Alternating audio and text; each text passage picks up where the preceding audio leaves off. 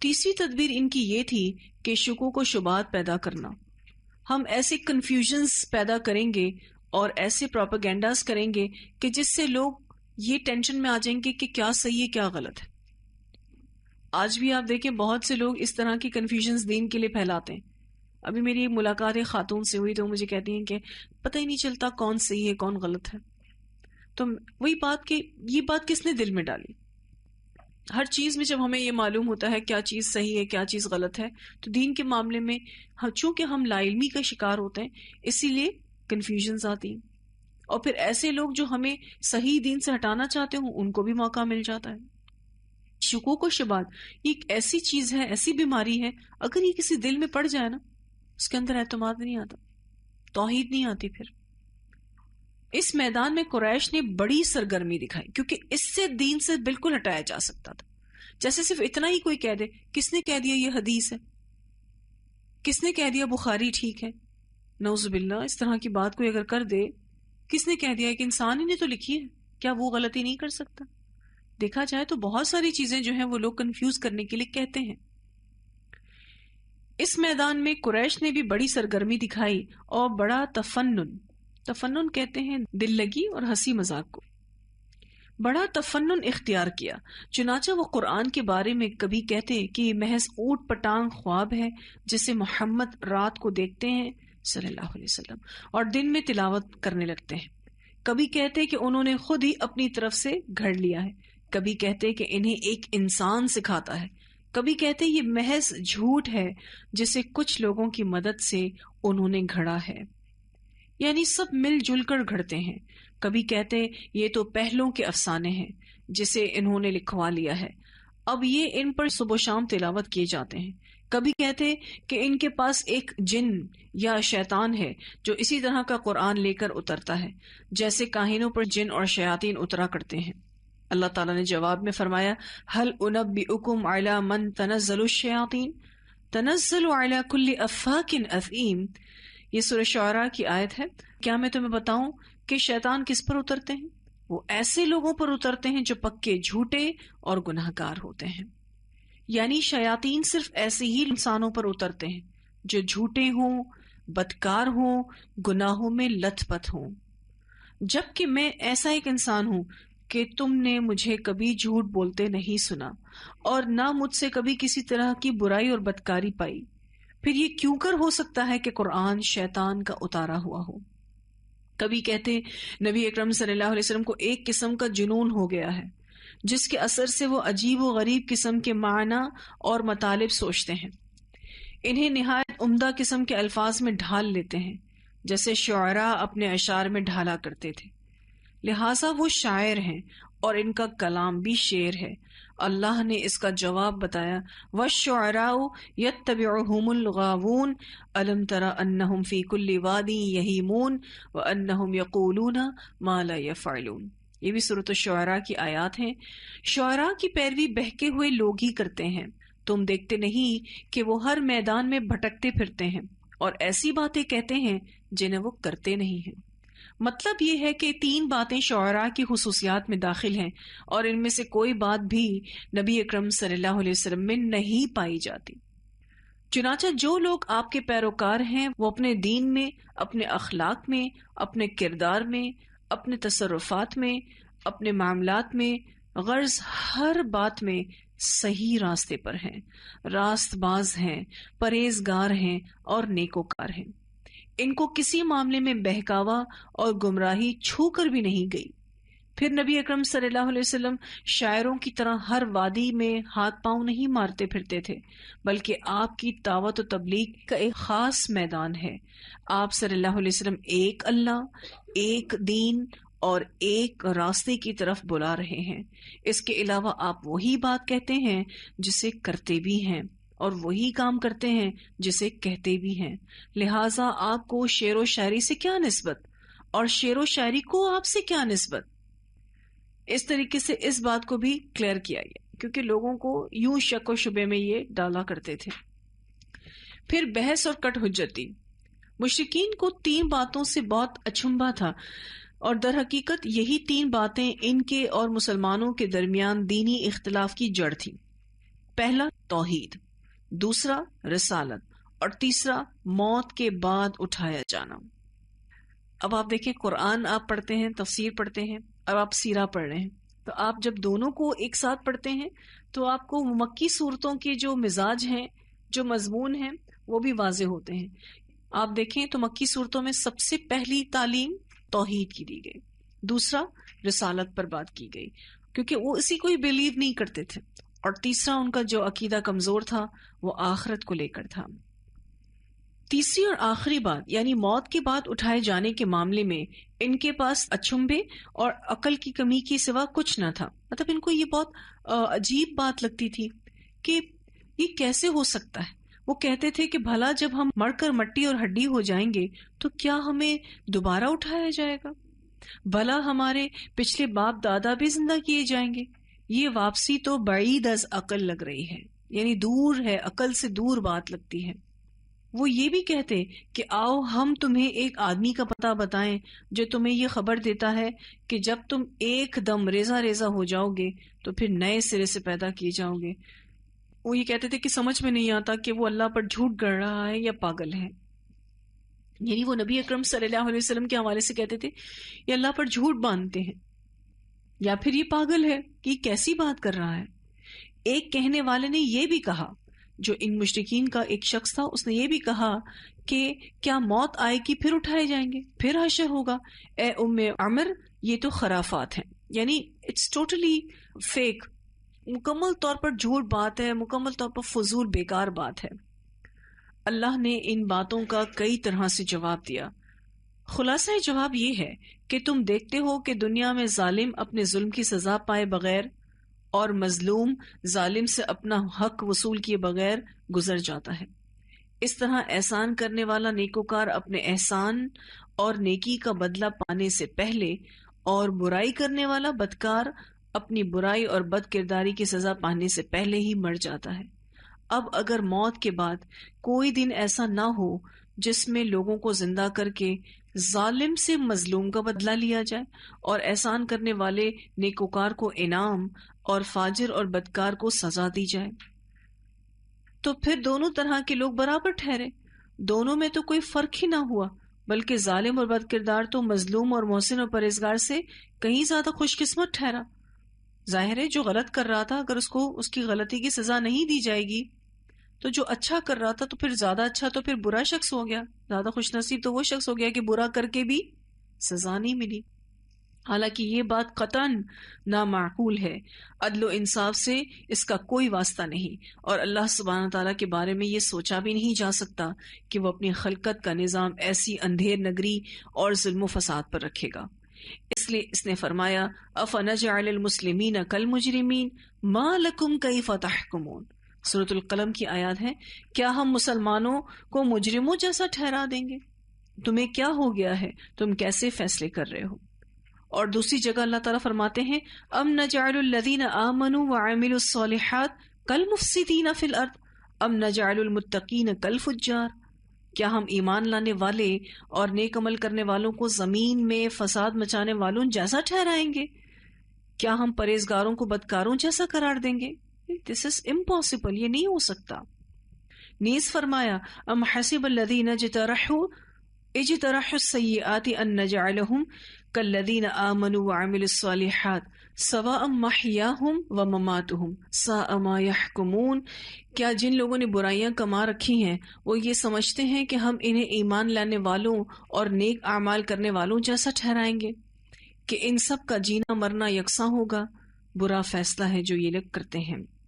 عقل کو جھنجھوڑنے کی جہاں تک بات ہو تو اللہ تعالیٰ نے یوں تردید فرمائی ہے انتم اشد خلقا ام السماء بناہا، کیا تمہاری پیدائش زیادہ سخت ہے یا آسمان کی؟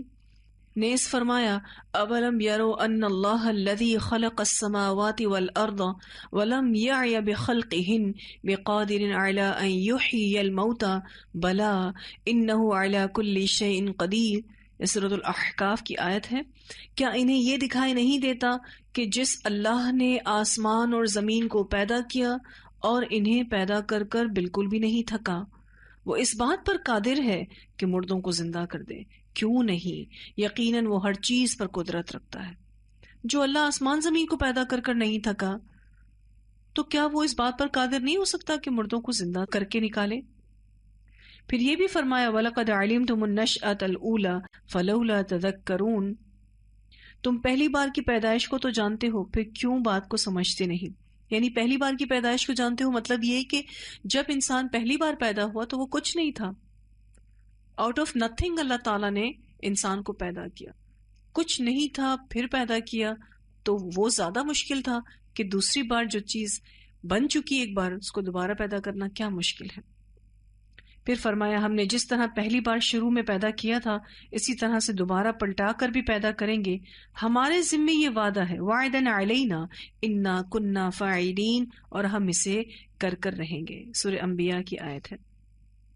اللہ نے یہ بھی یاد دلایا کہ یہ بات تمہارے عام مشاہدے میں ہے کہ کسی کام کو دوبارہ کرنا پہلی بار سے زیادہ سہل ہوتا ہے، اور پوچھا کہ اس آسمان اور زمین اور درخت اور پودوں اور ساری کائنات کو پہلی بار پیدا کر کے کیا ہم تھک گئے ہیں کہ دوبارہ اس کو پیدا نہیں کر سکتے؟ پھر سورہ قاف کی یہ آیت ہے افعینا بالخلق الاول بل ہم فی لبس من خلق جدید، بلکہ حقیقت صرف اتنی ہے کہ نئی پیدائش کے سلسلے میں وہ التباس کا شکار ہے۔ التباس کا شکار ہے مطلب کنفیوژن کا شکار ہے۔ اگرچہ قریش نبی اکرم صلی اللہ علیہ وسلم کو انتہائی سچا، امانت دار، نیکوکار اور پرہیزگار تسلیم کرتے تھے، مگر پھر بھی ان کے کچھ شبہات تھے، کچھ کنفیوژنز تھی ان کو، جن کی بنا پر وہ رسول اللہ صلی اللہ علیہ وسلم کی نبوت اور رسالت کو تسلیم نہیں کر رہے تھے۔ بات جو شروع ہوئی موت کے بعد دوبارہ جی اٹھنے کے عقیدے سے شروع ہوئی، اب رسالت کی بات ہو رہی ہے کہ یہ رسالت کو کیوں ایکسیپٹ نہیں کرتے تھے، حالانکہ یہ آپ صلی اللہ علیہ وسلم کو بہت اچھا انسان مانتے تھے۔ آپ یہ انڈر لائن کر لیں یہ ساری خوبیاں، انتہائی سچا، امانت دار، نیکوکار اور پرہیزگار۔ یہ جس شخص کو اتنا اچھا مانتے تھے لیکن پھر بھی نبی نہیں مان سکے کیونکہ ان کے ذہن میں کچھ شبہات تھے۔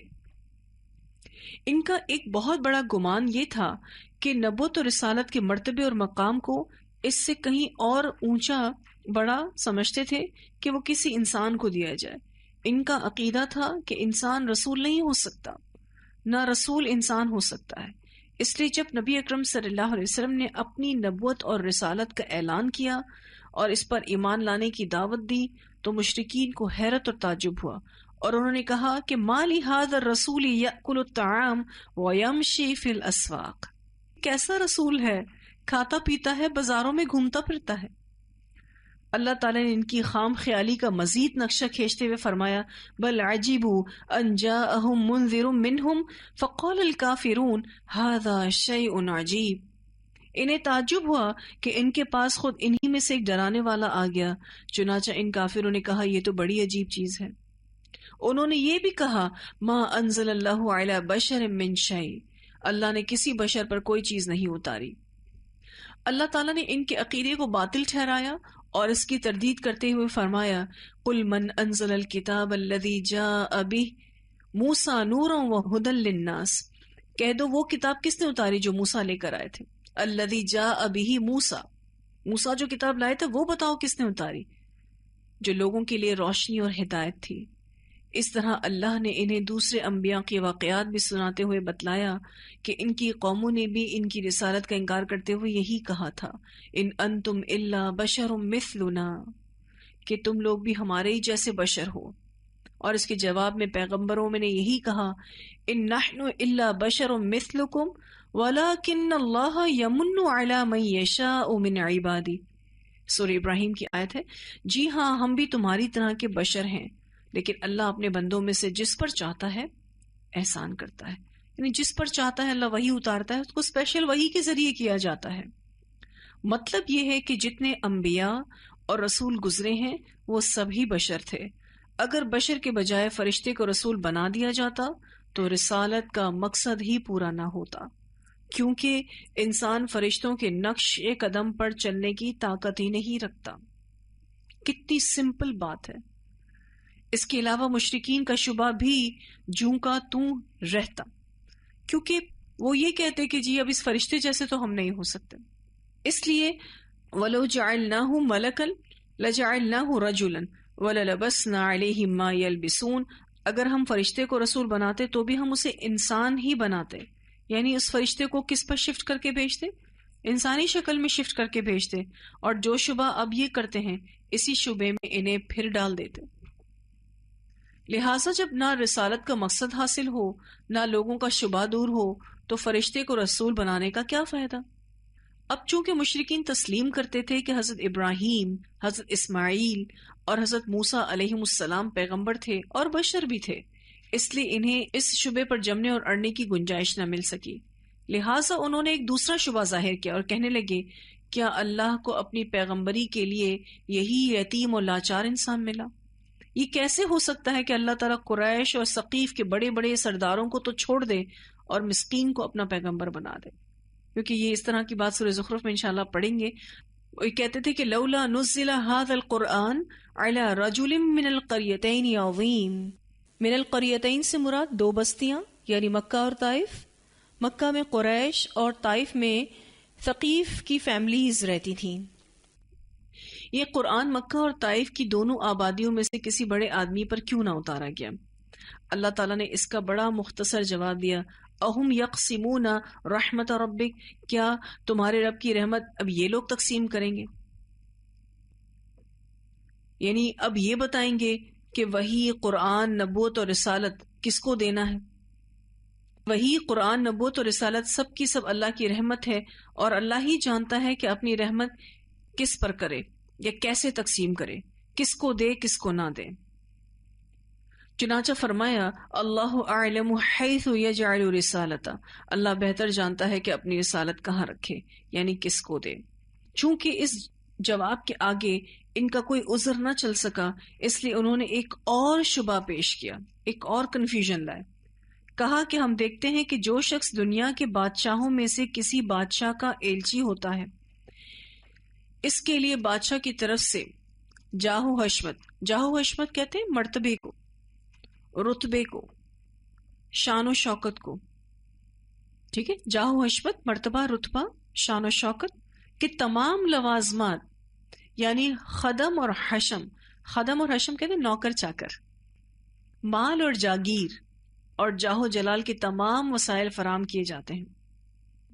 جب وہ چلتا ہے تو اس کے جلو میں اردلی، جلو کہتے ہیں ہم رکابی، یعنی ہمراہ ہونا، ساتھ چلنے والے، اس کے جلو میں اردلی کہتے ہیں ساتھ رہنے والا، پاسبان اور بڑے بڑے معزز لوگ ہوتے ہیں۔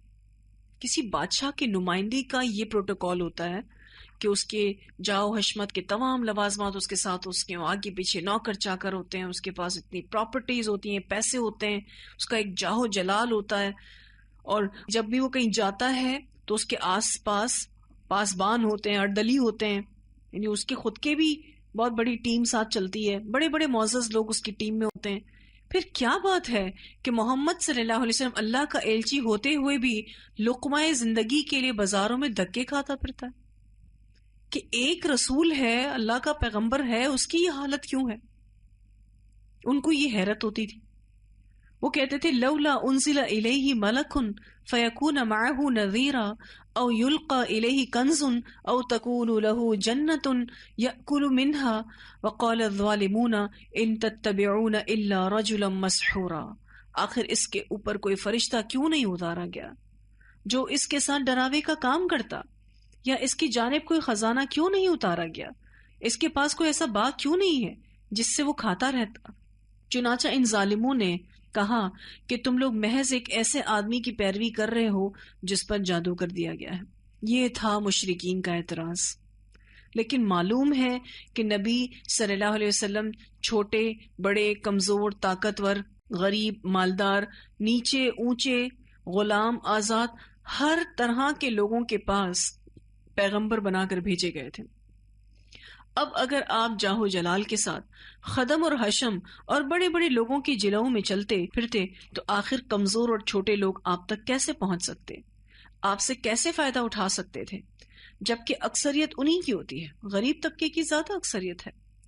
ظاہر ہے ایسی صورت میں نبوت اور رسالت بے فائدہ ہو کر رہ جاتی، اس لیے مشرکین کے اعتراض کا صرف ایک ہی لفظ میں جواب دے دیا گیا کہ محمد صلی اللہ علیہ وسلم رسول ہیں، یعنی تمہارے اعتراض کا صرف اتنا ہی جواب کافی ہے کہ وہ رسول ہیں، کیونکہ تم نے ان کے لیے جاہ و حشمت اور مال و دولت کا جو مطالبہ کیا ہے، اس کے ہوتے ہوئے عام لوگوں میں رسالت کی تبلیغ ہو ہی نہیں سکتی، جبکہ عام لوگ ہی رسالت کا اصل مقصود ہیں، عوام کو ہی یہ میسج پہنچانا ہے۔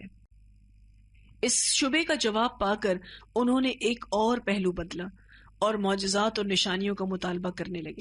ایسا نہیں لگتا کہ یہ ایک ایشو کو ختم کرتے ہیں تو دوسرا ایشو شروع کرتے ہیں، اور ایسا کون کرتا ہے؟ جس کو ماننا نہیں ہوتا، جس کا مقصد محض یہ تھا کہ آپ کو نبی نہ ماننے کی اپنی ضد پر قائم رہیں اور آپ کو مجبور اور بے بس کر دیں۔ اس معاملے میں مشرکین اور نبی اکرم صلی اللہ علیہ وسلم کے درمیان جو بات چیت ہوئی، اس کا کچھ حصہ آگے چل کر ذکر کیا جائے گا۔ اب رہ جاتا ہے پہلا معاملہ، یعنی توحید کا، جو سارے اختلافات کی اصل بنیاد تھی۔ مین ایشو تو توحید کا ہی تھا۔ تو اس کی شکل یہ تھی کہ مشرکین اللہ تعالیٰ کو اس کی ذات اور اس کے اکثر صفات اور افعال میں ایک مانتے تھے۔ وہ کہتے تھے صرف اللہ ہی خالق ہے، جس نے زمین اور آسمان اور ان کے درمیان کی ساری چیزیں پیدا کی ہیں، وہی ہر چیز کا خالق بھی ہے، صرف وہی مالک بھی ہے، اسی کے ہاتھ میں آسمان اور زمین اور ان کے بیچ کی ساری چیزوں کی ملکیت ہے، صرف وہی رازق ہے جو انسان، حیوان، چوپائے، درندے، پرندے، غرض ہر زندہ چیز کو روزی دیتا ہے، اور صرف وہی مدبر ہے جو آسمان اور زمین کا سارا نظام چلاتا ہے، اور چھوٹی بڑی ہر چیز یہاں تک کہ چونٹی اور ذرے تک کے معاملات کا انتظام کرتا ہے، اور صرف وہی آسمان اور زمین اور ان کے درمیان جو کچھ ہے ان سب کا رب ہے، اور وہی عرش عظیم کا رب ہے اور ہر چیز کا رب ہے۔ اسی نے سورج، چاند، ستارے، پہاڑ، درخت، چوپائے، جن، انسان اور فرشتے سب کو اپنا تابع فرمان کر رکھا ہے، اور سب کے سب اس کے سامنے جھکے ہوئے ہیں۔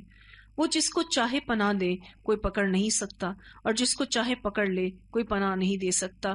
وہی زندہ کرتا ہے، وہی مارتا ہے، جو چاہتا ہے کرتا ہے، اور جو حکم چاہے لگاتا ہے، اور نہ کوئی اس کے حکم کو روک سکتا ہے اور نہ اس کا کوئی فیصلہ بدل سکتا ہے۔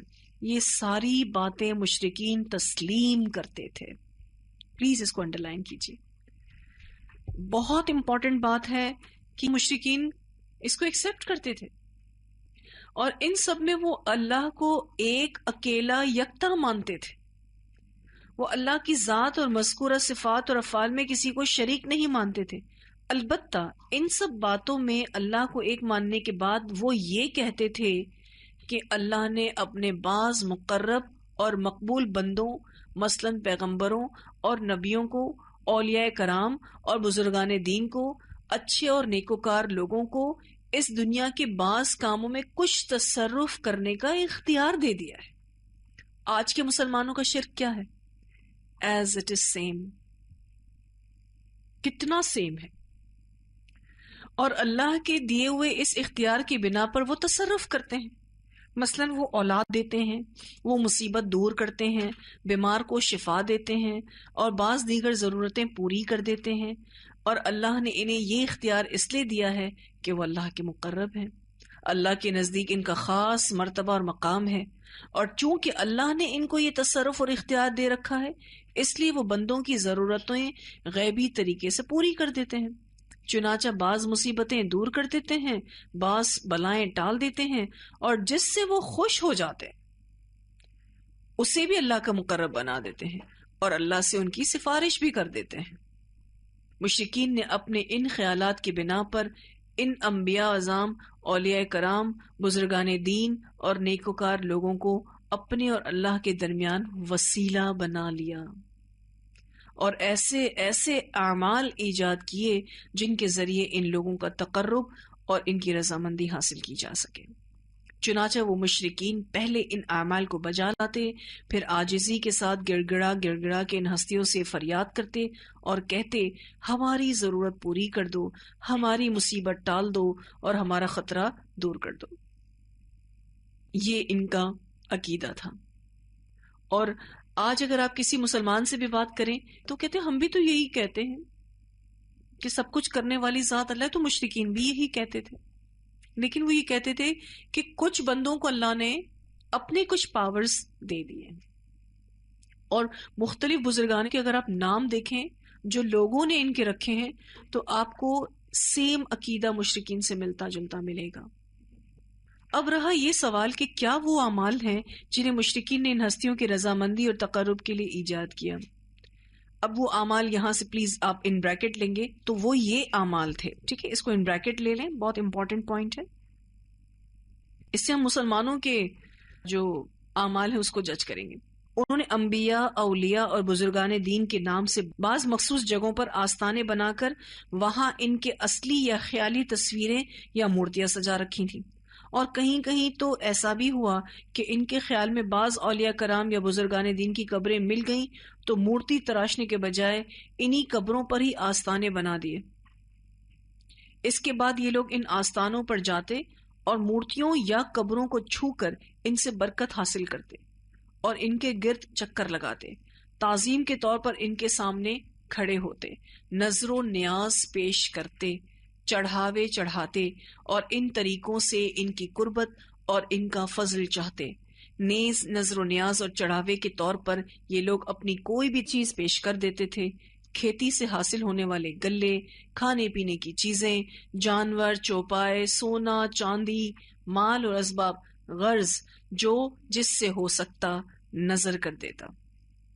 اب آپ اچھے سے سمجھ جائیں گے وہ جو 360 بت لگے ہوئے تھے مکہ میں, کتنے نذرانے آتے ہوں گے, اور مکہ والے کتنے باہر کے کھانے ان نذرانوں کی وجہ سے کھاتے تھے. اگر وہ بتوں کو توڑ دیں گے تو کیا ہوگا, وہ نذرانے بند, وہ ساری چیزیں بند, تو یہ تو بہت بڑا نقصان ہو جائے گا. پھر آج آپ دیکھیں بہت سے ایسے لوگ جن کے ہوٹلز ہیں, ایسے بہت ساری جگہیں ہیں, ادھر بھی آپ دیکھیں تو یہ ان کا کاروبار چمک جاتا ہے جب یہ بدعتوں کا ٹائم آتا ہے, کیونکہ مختلف قسم کے کھانے نظر کے طور پر چڑھائے جاتے ہیں.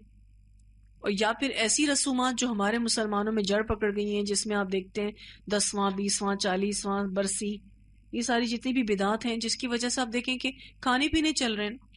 اب اگر آپ اس کو کرٹیسائز کریں, اس کو روکیں, تو بہت سارے لوگوں کے معاملات گڑبڑ میں آ جائیں گے. ایک تو کھانے پینے کو نہیں ملے گا, دوسرا یہ کہ کاروبار میں بھی پرابلم تو آئے گی. اب جس کا کاروبار ہے اس کو تو اگر کوئی چیز بنانے کے لیے کہی جائے گی, وہ تو چاہے کوئی مسلمان آ کر کہے یا نان مسلم آ کر کہے, اس نے تو وہ کام کر کے دینا ہے نا, اس سے تو وہ سروسز لی جا رہی. لیکن وہ کس بیسس پر یوز ہو رہی ہوتی ہیں آپ یہ دیکھیں کہ کتنا انسان اپنا مال خرچ کرتا ہے, اپنے اسباب خرچ کرتا ہے, اور لگاتا کدھر ہے. پھر دیکھیں کھیتی, گلے اور کھانے پینے کی چیزیں, سونا چاندی اور مال اسباب چڑھانے کا طریقہ یہ تھا کہ ان آستانوں پر کچھ مجاور اور درباری ہوا کرتے تھے.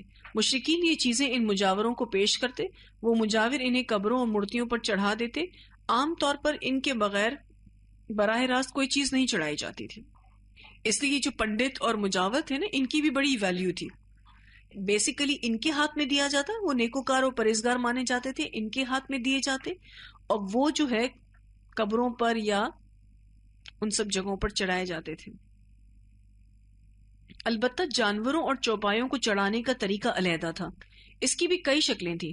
چنانچہ وہ کبھی ایسا کرتے کہ ان اولیاء کرام اور بزرگان دین کی رضامندی کے لیے جانوروں کو ان کے نام پر آزاد چھوڑ دیتے تھے.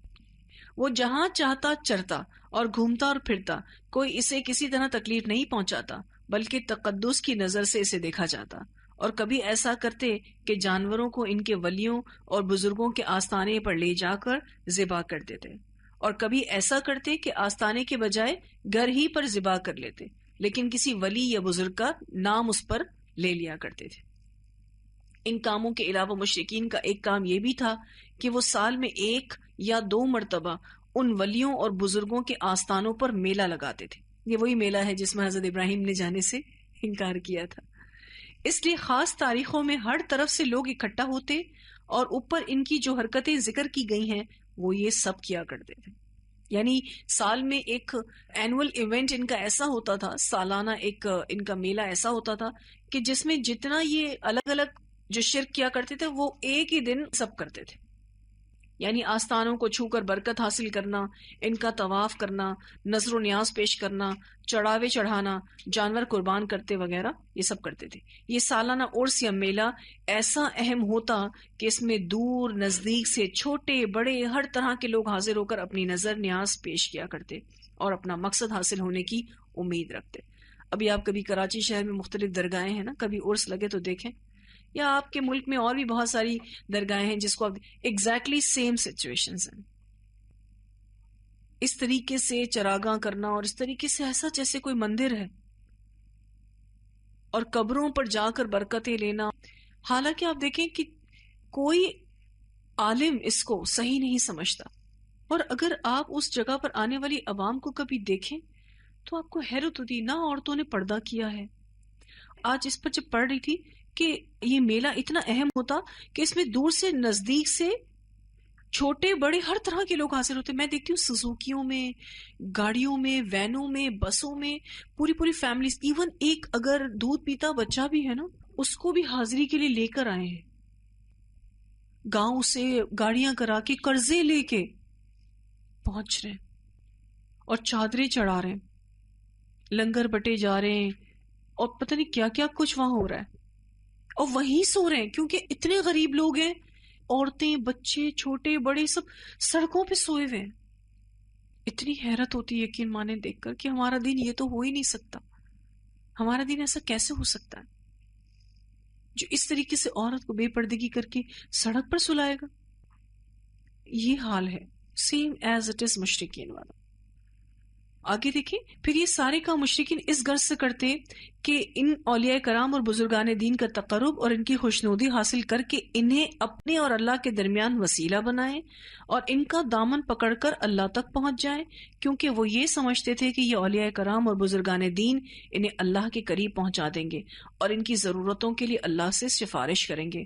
چنانچہ یہ ساری نظر و نیاز پیش کرنے کے بعد ان ولیوں اور بزرگوں کو کہہ کر پکارتے، اے بابا میرا فلاں کام بن جائے اور مصیبت ٹل جائے، اور سمجھتے تھے کہ وہ ان کی باتیں سنتے ہیں اور جو مراد مانگی جائے پوری کرتے ہیں، بگڑی بناتے ہیں، مصیبتیں ٹالتے ہیں، اور ایسا یا تو خود اللہ کے دیے ہوئے تصرف اور اختیار کے ماتحت کر لیتے ہیں یا پھر اللہ سے اس کی سفارش کروا لیتے ہیں. تو یہ تھا مشرکین کا شرک، اور یہ تھی غیر اللہ کے لیے ان کی عبادت، اور یہ تھا اللہ کے ماں سوا معبود بنانا اور شریک ٹھہرانا، اور یہ تھے انبیاء اعظام، اولیاء کرام، بزرگان دین اور نیکوکار صالحین جن کو مشرکین نے معبود بنا رکھا تھا.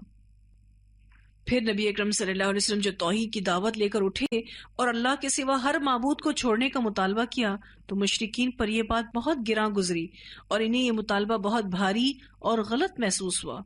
انہوں نے کہا یہ کوئی سازش ہے جو اندر سے کچھ اور باہر سے کچھ اور ہے، جس میں یہ باقاعدہ یہ سورہ صاد انشاءاللہ آپ آگے پڑھیں گے. اجعل الآلہۃ الہا واحدا ان ھذا لشیء عجاب وانطلق الملأ منهم ان امشوا واصبروا على آلہتکم ان ھذا لشیء یراد ما سمعنا بھذا فی الملۃ الآخرہ ان ھذا الا اختلاق. یہ کیا تک ہے کہ اس نے سارے معبودوں کو ایک جگہ معبود بنا ڈالا، یہ تو عجیب چیز ہے. ان کے بڑوں کا ایک گروہ اٹھا کہ چلو اپنے معبودوں پر ڈٹ جاؤ، یقیناً یہ کوئی سوچا سمجھا منصوبہ ہے، ہم نے تو کوئی ایسی بات کسی اور ملت میں سنی ہی نہیں، یہ ہو نہ ہو کوئی گھڑی ہوئی بات ہے. اس کے بعد جب دعوت و تبلیغ کا کام مزید آگے بڑھا اور ادھر مشرکین بھی اپنے شرک کو بچانے، اسلام کی تبلیغ کو روکنے اور مسلمانوں سے اسلام کے اثر کو دھونے کے لیے حجت اور بحث کے میدان میں اتر پڑے. یعنی یہ سارے ان کے ٹارگٹس تھے، اپنے شرک کو بچانا تھا، اسلام کی تبلیغ کو روکنا تھا اور مسلمانوں سے اسلام کا اثر دھونا تھا. اس کے لیے انہوں نے حجت اور بحث کے میدان میں اترنا چاہا. تو ان مختلف پہلوؤں سے دلیل قائم کی گئی. ان سے کہا گیا کہ آخر تمہیں یہ بات کہاں سے معلوم ہوئی کہ اللہ نے اپنے مقرب اور مقبول بندوں کو دنیا میں تصرف کرنے کی قوت دے رکھی؟ کہاں سے پتہ چلا ان کو کہ اللہ اپنے نیک بندوں کو اولاد دینے کی پاور دیتا ہے، رزق دینے کی پاور دیتا ہے؟ کدھر سے پتہ چلا کہ وہ ضرورتیں پوری کرنے اور مصیبتیں ٹالنے پر قدرت رکھتے ہیں؟ اس کی تو صرف دو ہی وجوہات ہو سکتی ہیں، یا تو تمہیں غیب معلوم ہو گیا ہے، یا پچھلے انبیاء نے کوئی کتاب چھوڑی ہے اور اس میں تمہیں وہ بات لکھی ہوئی ملی ہو. اس سورہ قلم کی ایک آیت ہے، ام عندہم الغیب فہم یکتبون، کیا ان کے پاس کوئی غیب ہے جسے وہ لکھتے ہیں؟ یا فرمایا ہے ایتونی بکتاب من قبل ھذا او اثارۃ من علم ان کنتم صادقین، میرے پاس پہلے کی کوئی کتاب لاؤ یا علم الہی کا کوئی بقیہ لاؤ، لکھا ہوا لاؤ اگر تم لوگ سچے ہو۔ اور فرمایا قل هل عندکم من علم فتخرجوه لنا ان تتبعون الا الظن وان انتم الا تخرصون۔ اے پیغمبر ان سے کہو کہ کیا تمہارے پاس کچھ علم ہے؟ اگر ہے تو ہمارے سامنے لاؤ، ورنہ حقیقت تو یہ ہے کہ تم لوگ محض گمان کی پیروی کرتے ہو اور ادھر ادھر کے اٹکل پچو لگاتے ہو، یعنی فضول باتیں، جھوٹی باتیں کرتے ہو۔ چونکہ یہ بات مشرکین بھی تسلیم کرتے تھے، انہیں نہ تو غیب کا علم تھا اور نہ انبیاء کی کتابوں میں سے کسی کتاب میں سے انہیں یہ بات ملی تھی، اس لیے انہوں نے نہایت صفائی سے کہا بل نتبع ما وجدنا علیہ آباءنا، کہ ہم تو اپنے باپ داداؤں کو جس بات پر پاتے ہیں اسی کی ہم پیروی کرتے۔ کتنا سمپل کر کے جواب دے دیا، کیونکہ کوئی علم تو تھا نہیں اور نہ ہی ان کے پاس کوئی کتاب تھی۔ اور یہ بھی کہا کہ انا وجدنا آباءنا علی امۃ وانا علی آثارہم مہتدون، اور ہم نے اپنے باپ دادا کو ایک امت یعنی طریقے پر پایا ہے اور ہم بھی ان کی ڈگر پر چل رہے ہیں۔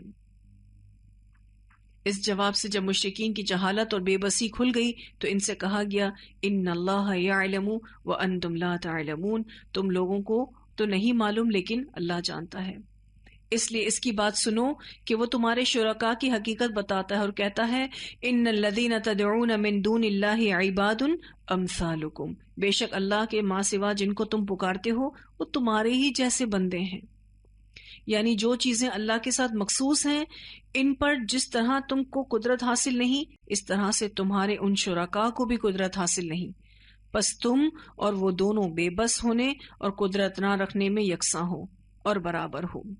پھر آگے سے انشاءاللہ ہم اگلی کلاس میں پڑھیں گے، آج کے لیے اتنا ہی کافی ہے۔